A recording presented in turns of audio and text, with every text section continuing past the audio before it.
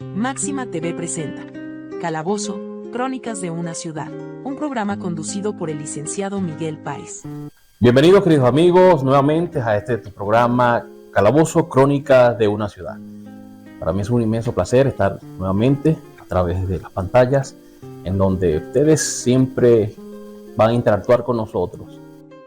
En el día de hoy tenemos a un personaje muy querido de la casa y una persona que ha sido una referencia para la historia aquí en lo que es el municipio Miranda, aquí en Calabozo.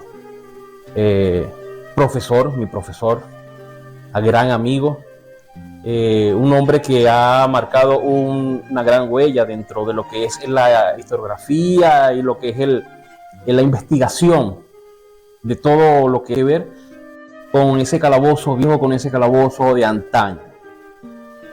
Le demos el gusto de presentarles a nada más y nada menos que al profesor Ubaldo Ruiz, cronista de nuestra ciudad, y para nosotros es un inmenso placer tenerlos aquí en nuestro programa en Calabozo, Crónicas de una Ciudad, un programa que ha nacido, profesor, para eso, a incentivar a las nuevas generaciones, al estudio, investigación de nuestras crónicas, de la historia local y de eso que todavía falta por escudriñar, que todavía no lo hemos podido hacer, pero que estamos trabajando desde estos espacios para que todos podamos entonces dilucidar de lo que fue ese calabozo hermoso de la época colonial. Bienvenido, profesor. Muchas gracias, Miguel. Complacido de estar compartiendo contigo y con la audiencia de este programa para, conversar acerca de nuestros temas históricos que suponemos son de relevancia para la ciudadanía calaboceña. Por supuesto. Cabe destacar, que como les dije anteriormente, el profesor es cronista de la ciudad. Un merecido reconocimiento al profesor por su destacada trayectoria. También ya tiene en su haber unos libros muy emblemáticos que hablan acerca de lo que es ese calabozo de antaño. Pero vamos a escudriñar un momento acerca de lo que es Ubaldo, el joven que sale de estas llanuras a prepararse en otras ciudades para después venir convertido en un gran profesional. Profesor, ¿en qué año salió usted de aquí a estudiar, a prepararse? Sí, claro. En 1980 comencé yo mi carrera en el Pedagógico de Maracay, en la especialidad de Ciencias Sociales. Estuve ya hasta el año 1985, es decir, tuve 5 años de estudios, que no sé si valdría la pena decirlo, pero un poco accidentado, porque en el año 1980, cuando yo entré, nosotros teníamos planificado comenzar en enero el semestre, comenzar el año por la punta, pues, como quien dice, pero por razones que provocaron un conflicto estudiantil en ese momento, fíjate tú, no fue que el conflicto estudiantil provocó el corte de clases, sino que el corte de clases provocó una respuesta en los estudiantes, porque el gobierno de ese momento alegaba que no tenía presupuesto para comenzar el semestre. Y el semestre que estaba planificado para comenzar en enero, comenzó el 12 de mayo. Entonces mi primera clase en el Pedagógico de Maracay fue el 12 de mayo de 1980. Y por supuesto ese año se dio un solo semestre. En vez de ser 2, como era lo normal, se dio un solo semestre. Y después comenzamos a partir de 1981, 2 semestres por año, excepto en 1982 que se dio 1 y medio, porque ahí se implementó una cosa que se llamó el rediseño curricular, lo cual hizo que perdiéramos otros 3 meses más de clase. Imagínense. Bueno, de todos modos salimos graduados en 1985 y retornamos a Calabozo, pues con nuestro título de profesor en Ciencias Sociales. Excelente.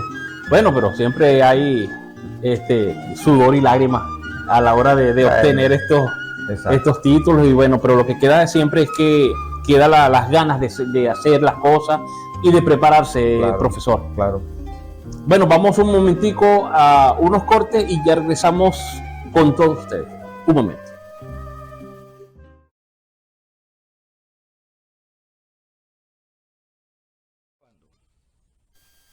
Y bueno, y continuamos con más de Calabozo, Crónicas de una Ciudad, y nuestro invitado, el profesor Ubaldo Ruiz. Bueno, profesor, hemos quedado de que tantos años para prepararse con vicisitudes. Pero ¿de dónde nace Ubaldo? Ubaldo el historiador. ¿De dónde nace esa pasión por la historia? Bueno, tú sabes que la gente tiene la tendencia a decir, no, es que yo nací con eso, con esa inclinación, por decirlo de algún modo. Bueno, no te sé decir que yo desde pequeño, yo creo, supongo, que fue por una influencia de mis padres, porque mis padres tenían, Dios los tenga en la gloria, tenían la característica de que eran muy conversadores, pero conversadores evocativos, es decir, que hablaban mucho de sus familias anteriores, hablaban de sus abuelos, de sus tíos, de las generaciones anteriores que ellos conocieron, o los cuentos que les echaban, ¿me entiendes?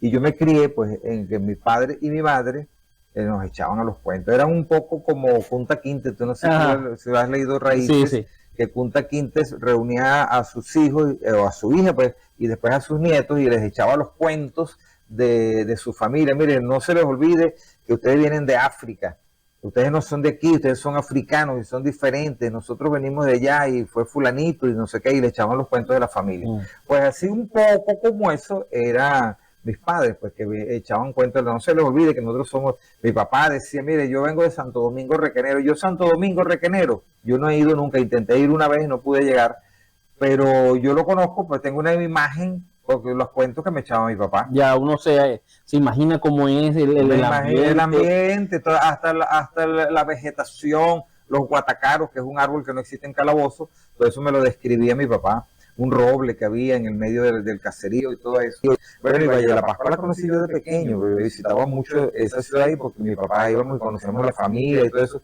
Igual con el caso de mi mamá, nosotros fuimos donde era mi mamá, fuimos a Lichura, San Fernando de Apure, donde nació mi mamá en San Fernando, etcétera. Entonces, esa relación de los cuentos de la familia, quizás, digo yo, llevó a uno a que tuviera ese interés por las cosas pasadas, darle una valoración a, digamos, a las personas que vivieron en otros tiempos, pero que nos pueden decir mucho de lo que somos nosotros hoy en día. Claro. ¿Ves?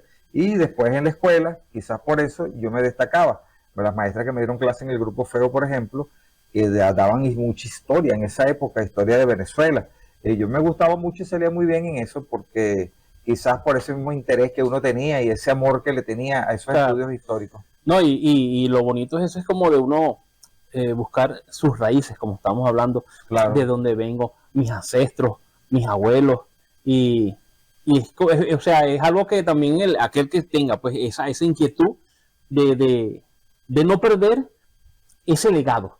Claro. De no perder ese legado y de reconstruirlo, ¿por qué no? Y escribirlo y hacer un buen trabajo de investigación, porque sería como nunca perder nuestra identidad, profesor. Claro, yo digo que sería... Y después, fíjate tú una cosa muy importante, que después que uno se fue dando cuenta de las cosas, que uno pasó por bachillerato y salió de bachillerato y todo eso, me di cuenta, me percaté de que estaba en un medio, pero un medio ideal para estudiar la historia, que es Calabozo. No es, mira, porque uno sea de Calabozo, pero Calabozo es una ciudad desde el punto de vista histórico no solamente más importante, sino más interesantes para el estudioso de la historia. Entonces, ese hecho de que uno nació en Calabozo, esta ciudad que nos dice tanto de la historia, no solamente local, sino de la historia de los llanos, de la historia de Venezuela, a través de sus edificaciones. Uno ha admirado con las iglesias desde que uno estaba pequeño, que uno iba a otros lugares y no veía esas iglesias coloniales, no una, sino 2, 3, 4 iglesias coloniales, y uno quedaba asombrado. Y eso como que motorizó más ese amor o esa inclinación hacia los estudios históricos. Sí, y lo bonito de esto, profesor, es que, bueno, tenemos que sentirnos orgullosos los calaboceños de que todavía tenemos muchas edificaciones en pie todavía. Exacto. Que todavía no están en ruinas como en otras ciudades que se desapareció. Sí, han perdido el casco histórico. Y yo digo que es eso, tenemos que hacer ese llamado a la concientización de las personas y a los gobiernos locales, ¿por qué no? Y regionales, de hacer ese baluarte, de rescatar nuestros claro, sitios de patrimonio. Exacto. Teníamos muy cerca de aquí donde estamos en este programa donde quedaba la compañía Guipuzcoana. Y eso es un sitio emblemático que debería tener hasta una placa en donde rece que ahí funcionó en su época la compañía Guipuzcoana. No, muchas placas aquí. Muchas placas. Aquí esta casa al frente, que lamentablemente se empezó a derrumbar ahorita en el invierno pasado, y que hay que hacerle un tratamiento, obviamente, para que no continúe ese deterioro. Esa casa fue propiedad, lo puedo decir yo porque conseguí el documento original de compraventa de la casa en el registro de aquí de Calabozo. Esa casa perteneció al coronel Hermenegildo Mujica, un héroe de la independencia de Venezuela, héroe de las queseras del medio, que anduvo con Páez, ¿me entiendes? Bueno, sí, esa emblemática casa que usted nos está diciendo del Hermenegildo Mujica, que está, bueno, se está deteriorando. De verdad deberemos de tomar cartas en el asunto, porque Claro. una casa patrimonio, pues, de ese gran prócer, Claro. y de las queseras del medio, o sea, es un orgullo calaboceño. Claro, Tener claro. algo y cerca, aquí mismito, frente a la biblioteca, Frente a la biblioteca. es algo que y debería ser señalizado, como usted está diciendo, pues, Claro. de una placa emblemática. Ya hemos hecho la propuesta formal dentro de la alcaldía, pero yo sé que estoy trabajando ahí dentro del ámbito de la alcaldía, y hemos conversado mucho acerca de eso y hemos hecho el trabajo, venimos haciendo un trabajo, ¿verdad? Yo he hecho la propuesta y estamos esperando que se comience la elaboración primero la señalización de las calles, de la zona histórica de Calabozo, con los nombres antiguos que tenían las calles, etcétera, y también algunas casas emblemáticas, ¿me entiendes? Okay. Para colocarle placa. Así como hizo el primer cronista de Calabozo, José Rafael Viso, que gracias a la propuesta que él hizo, se señalizaron algunas casas, por ejemplo, la casa del Consejo Municipal, el Palacio Municipal, y una placa que dice que esa casa fue habitada por el Libertador durante sus permanencias breves aquí en Calabozo. Otras casas, por ejemplo, la del prócer Miguel Palacio Fajardo, que está aquí en la 13 con calle 5, a un costado de la Casa de la Cultura, en diagonal a la Plaza Bolívar. Esas placas se colocaron por propuesta de ese cronista. Igual el monumento que se hizo en el Vicario, monumento para honrar a Carlos del Pozo, ahí en la avenida Carlos. Por eso la avenida se llamó a la larga Don Carlos del Pozo, porque ya tenía ese monumento. Ese monumento se colocó porque el cronista de aquella época, de los años 60, José Rafael Viso, hizo la propuesta. Entonces, así mismo tenemos nosotros la propuesta para identificar otra cantidad de casas que hemos encontrado la información histórica aquí mismo al lado, o sea, pasando esta casa del medio, la de la esquina, la casa del doctor Landaeta. Esa casa perteneció a la familia Revenga, varios próceres de los Revenga, por ejemplo el prócer José Rafael Revenga, un prócer fundamental de la independencia de Venezuela, que fue ministro de Hacienda y canciller de la Gran Colombia, que fue secretario del Libertador Simón Bolívar. Pues él pasó su niñez en esa casa, o parte de su niñez, y después de su edad madura, después de la muerte de Bolívar, que se retiró a la vida privada, se vino a vivir para Calabozo, y esa era la casa que ellos tenían aquí. Imagínese. Además de un hato que tenían, que es probable que haya vivido en el hato, pero también en esta casa. Y esa casa fue de la familia Revenga durante mucho tiempo del siglo XIX, ¿me entiendes? Imagínese tanta historia y poco se conoce sobre esto. Y es algo que deberíamos ir enfatizando. Yo particularmente, profesor, yo digo que deberíamos enfatizar mucho dentro de los salones de clase nuestra historia local. Claro. Deberíamos implementarlo. Está bien, es obvio de la historia de Venezuela, como está en sus escritos, pues, de que hay que enseñarla, pero también deberíamos enseñar nuestra historia local, porque eso es lo que nos da la identidad de poder nosotros decir de dónde somos, quiénes somos, Claro. de dónde venimos y qué próceres tenemos nosotros, pues también, ¿verdad? Claro. Y yo digo que, bueno, hablando de próceres y de monumentos, como el monumento que se perdió que estaba en la Plaza de los Obispos, el busto de Sucre, que vino a parar después a una zona circunvecina de aquí. Se ha perdido porque está ahí. Bueno, pero fue función. Una función como Bolívar, pero sabemos que es Sucre. Eso fue algo que para la época no sé qué habrá pasado ahí, ¿verdad? Que ese busto...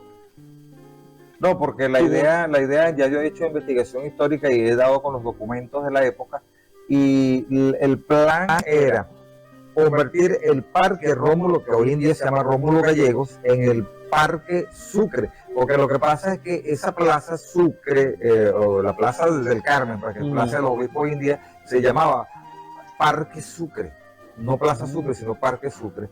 Pero como era una plaza pequeña, la idea era colocar a Sucre en un ambiente más grande, que fuera un parque grande, y se propuso y se aprobó que fuera en el parque del centro administrativo. Y eso fue un acuerdo del Consejo Municipal, que el parque del centro administrativo se llamara en el año 1970 Parque Antonio José de Sucre. ¿Entiendes? Y bueno, y mientras tanto la plaza que iba a dejar Sucre, entonces se convirtió en Plaza de los Obispos, porque eso se decidió, a pesar de que se estableció en el año 1970, eso se decidió en 1964, cuando se cerró el año centenario, el año de celebración del centenario de la creación canónica de la diócesis de Calabozo, que fue en 1863. Entonces en 1963, 100 años después, se celebró el centésimo aniversario, pues, como decir, el centenario, y se cerró en 1964. Y una decisión de un comité que se formó en aquel entonces, que estaba presidido por Monseñor Arturo Celestino Álvarez, se decidió elegir un espacio en Calabozo para honrar a los 4 obispos fallecidos en ese momento de Calabozo, los 4 primeros obispos que había tenido Calabozo. ¿Me entiendes?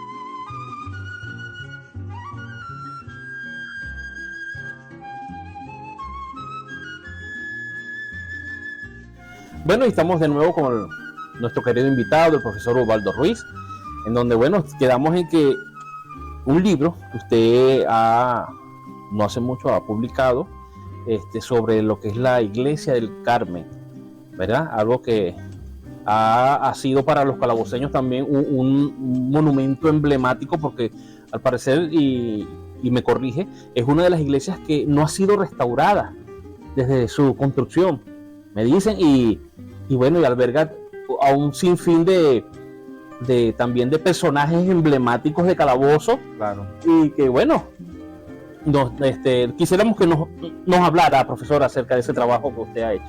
Claro. Mira, la Iglesia del Carmen, que por cierto se ha presentado una cierta controversia allí, porque nosotros hemos hecho, sin ninguna modestia, pues, hemos hecho un aporte al conocimiento de la historia de Calabozo, porque la Iglesia del Carmen, hasta nuestro trabajo, se tenía por todo el mundo como una verdad histórica, que esa iglesia se empezó a construir en el año de 1835 y se culminó su construcción y se inauguró en 1846, porque eso le dice un documento histórico que es el testamento del señor José Ramón García, quien se ha tenido toda la vida como el constructor de la Iglesia del Carmen. Pero bueno, yo no tenía, digamos, nada en contra de eso, nunca lo tuve, porque yo se lo daba como una verdad histórica, pero estando yo realizando un trabajo de investigación sobre la Iglesia de las Mercedes, otra de las iglesias emblemáticas, iglesia colonial de Calabozo, me tropecé por casualidad con unos documentos en el archivo histórico de la Arquidiócesis de Caracas, en la sección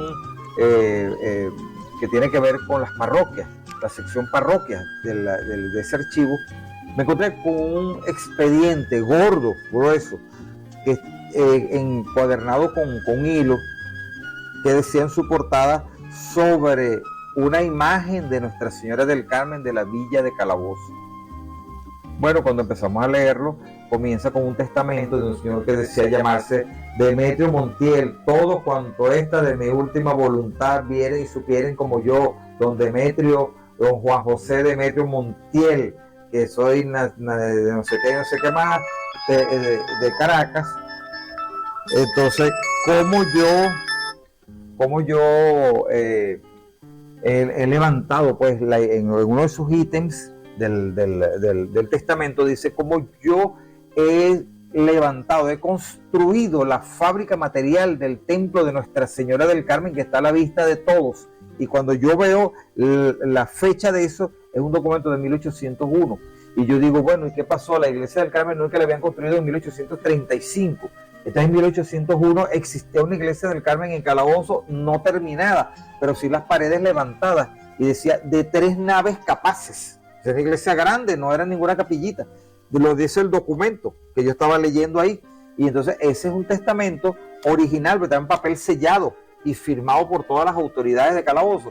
Y más adelante, entonces, otros documentos que vienen a confirmar eso, porque el albacea testamentario de don Demetrio Montiel, que se llamaba el presbítero José Miguel Fernández Feo, que era su sobrino además, él convocó una comparecencia de testigos ante la autoridad de Calabozo, que era el teniente de justicia mayor, que era don Pedro Antonio Camacho, personaje fundamental de la historia de Calabozo, y ese documento aparece firmado por todos ellos ahí. Entonces dicen lo mismo, que si es cierto y les consta a usted, a todos los testigos que fueron convocados, les consta que don Demetrio Montiel construyó hasta haber levantado las paredes exteriores, un templo de 3 naves capaces, en que está a la vista de todos aquí. Todos dicen sí, que sí, que sí. Y no conforme con eso, otro documento más que se convocó para eso mismo, aparte al subdelegado de la Real Hacienda de Calabozo, que era don Carlos del Pozo, y se le hizo las mismas preguntas si les constaba que existía la imagen y la fábrica de la iglesia y todo eso en 1801, y él dice que me consta de ciencia cierta todo lo que dice el anterior escrito. Lo firma él con otras 2 personas más. ¿Me entiendes? Entonces yo digo, bueno, aquí está pasando algo, y eso nos motivó a hacer la investigación. Y la investigación pues resultó en ese libro que presentamos el año pasado, el 30 de noviembre de 2024, que es el proceso pues de construcción y los intereses que hubo en ese momento para la construcción de la iglesia de Nuestra Señora del Carmen, que tiene, como todos sabemos, un origen colonial. Es decir, que comenzó a construirse el 16 de junio de 1798. 16 de junio de 1798. Imagínense. Se empezó a construir la iglesia del Carmen. Es decir, estamos hablando de 37 años antes de lo que se creía. Sí. Por lo tanto, esa iglesia es reconocida como Monumento Histórico Nacional. Y fíjense, bueno, es como al principio estábamos hablando, el de investigar, el de escudriñar, claro, en los documentos, y me imagino que así habrán tantos y tantos documentos de casas emblemáticas o de personajes que de alguna u otra manera han hecho que Calabozo sea un epicentro histórico. Pero lo que falta es eso, pues, el tomar la iniciativa, el de investigar, el de difundir, el que eso no se quede guardado. claro. Necesitamos es que salga a la luz todo este grupo de nuevos descubridores, de tantas cosas que tiene Calabozo, como el profesor lo ha dicho, que es una de las ciudades más importantes Desde el punto de vista histórico. Sí, y de verdad, como calaboceños nos sentimos orgullosos de que podamos ser los testigos fieles, y que todavía nos falta mucho por escudriñar, y usted también desde su rincón trabajar para hacer valer también todo este descubrimiento. Pues, claro, fíjate, lo mismo que hicimos con la iglesia del Carmen, lo hicimos hace 2 años con la iglesia de la Misión de Arriba, la iglesia de Nuestra Señora de los Ángeles, que gracias a ese trabajo que demostró el origen colonial de esa iglesia, que se empezó a construir en 1809, es la iglesia de la Misión de Arriba, porque antes había otra iglesia, porque se arruinó y fue demolida, y se construyó esta en 1809, pero con 1809, la época colonial, entonces esa iglesia tiene un origen colonial, y por lo tanto fue declarada como Monumento Histórico Nacional también en diciembre de 2023, o sea que sería el 5º Monumento Histórico Nacional que tenemos gracias a esa investigación histórica. Y ahorita estamos preparando un libro acerca de la nomenclatura histórica de Calabozo, es decir, cómo se llamaban las calles de Calabozo desde la época colonial. O sea, tenemos registros de nombres de calles desde 1768. 1768. Y bueno, y sucesivamente, como han venido cambiando todos esos nombres de calles, los barrios, cómo eran los barrios en la época colonial, cómo eran los barrios cuando comenzó la República, cómo eran los barrios a principios del siglo, o sea, cómo se llamaban, pues, a principios del siglo XX, y después de la expansión de la represa, cuál fue la primera avenida, cómo se llamó la primera avenida de Calabozo, cuál fue el primer nombre que tuvo, otros nombres que se barajaron para ella, etcétera. Pues tenemos todo un trabajo investigado ya en ese sentido, y estamos preparando el libro que si Dios quiere podemos presentarlo este mismo año. Bueno, sería excelente de verdad con poder contar con más adelante, pues con más de ese tema, profesor, Claro. que usted nos pueda otra vez acompañar en una entrevista. Bueno, de verdad, nos sentimos muy contentos, profesor, de verdad, de haberlo tenido aquí con nosotros. Esta es su casa, Muchas los gracias. micrófonos de Máxima TV, en concurrencia con la Biblioteca Pública Ana Luisa Llovera. Estamos prestos para apoyarlo en lo que se necesite. Y bueno, no queda más que invitarlos para nuestro próximo programa, que muy pronto vamos a tener a otro personaje emblemático y de un carácter de talla mundial, como ha sido nuestro invitado de hoy, como el profesor gracias, Ubaldo Ruiz. De verdad, muchas gracias, Miguel. profesor, por Gracias haber a usted. estado con nosotros. Y bueno, será hasta una próxima oportunidad y estaremos con ustedes. Que la pasen bien.